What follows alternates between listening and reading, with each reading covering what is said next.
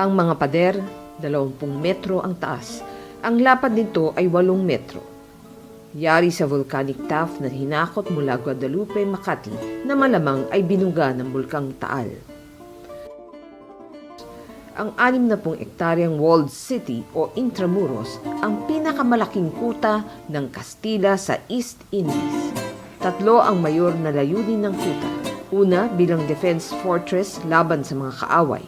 Ikalawa, bilang economic center. At ikatlo, bilang sentro ng relihiyon at edukasyon.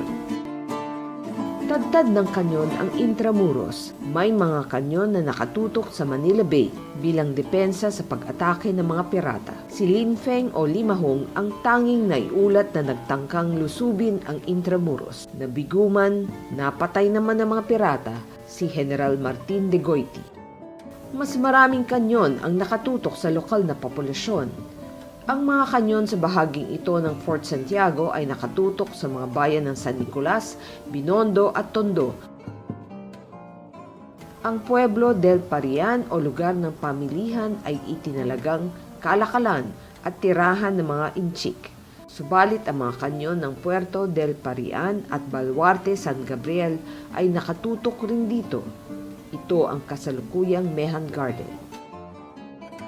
Ang mga kanyon sa Baluarte ng San Diego, San Nicolas y de Carranza, San Francisco de Dilao, San Gabriel de Santo Domingo ay nakatutok sa iba't ibang bahagi ng mga karatig-bayan ng Manila.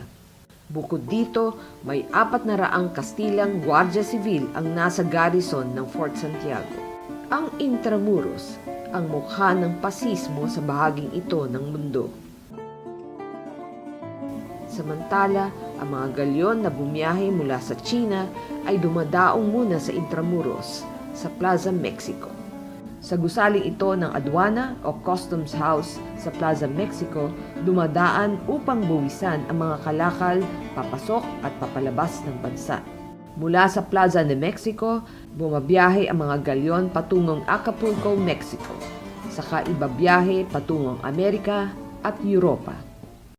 May 1,200 pamilyang Kastila at mestisong Kastila ang nakatira sa loob ng Intramuros. Kailangang magsipag-aral ang kanilang mga anak.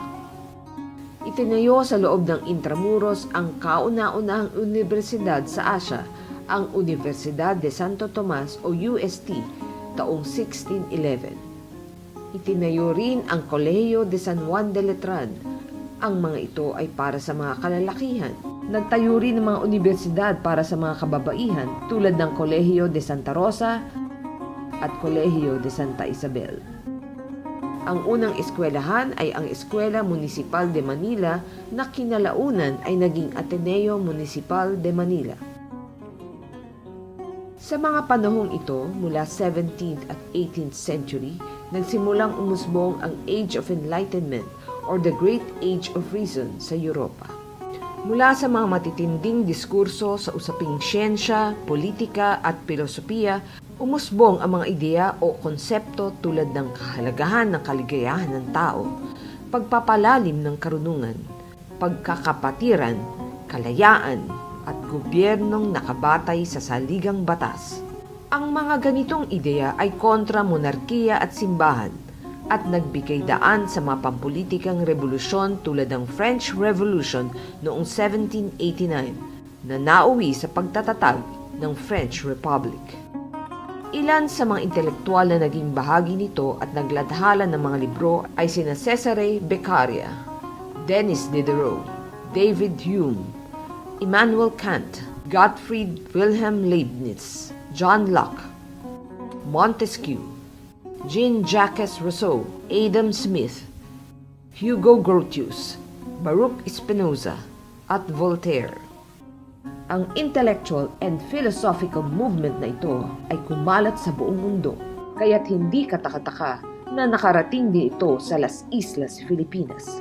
Sa mga libreriya at silid-aralan ng mga universidad sa Intramuros, kung saan nag-aral ang ilang propagandista at revolusyonaryo tulad ni Marcelo H. del Pilar, Antonio Luna, Juan Luna, Mariano Ponce, Jose Maria Panganiban, Pedro Paterno, Emilio Aguinaldo, mga paring Jacinto Zamora at Jose Burgos, Apolinario Mabini, Ladislao Diwa, General Mariano Llanera, General Vicente Lucban, General Artemio Ricarte, Pablo Tecson, Dr. Pio Valenzuela, General Isidoro Torres, General Gregorio del Pilar, Felipe Calderon, Jose Rizal, at Emilio Jacinto na sumulat ng Kartilya ng Katipunan.